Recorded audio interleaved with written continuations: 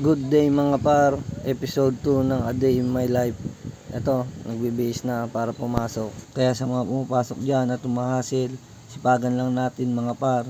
Ingat kayo palagi sa mga pupuntahan nyo. At ito si Clicky, biyahe muna kami papunta kay Ermat para sa almusal. Sinag at ham nga pala ang napili ko dyan. At ayun nga mga par, maaga nakarating ng garahe. Lapit lang kasi ng opisina. Iwan ko na dyan si Clicky.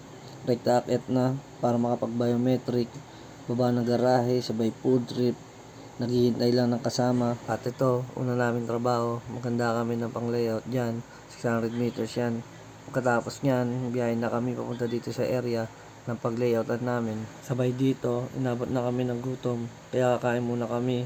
Kain tayo mga par, naagana talaga kumain pag salo-salo. Pagkatapos kumain, pahinga saglit, tas ito, trabaho na ulit. Pagkatapos niyan, biyahe na kami pa uwi.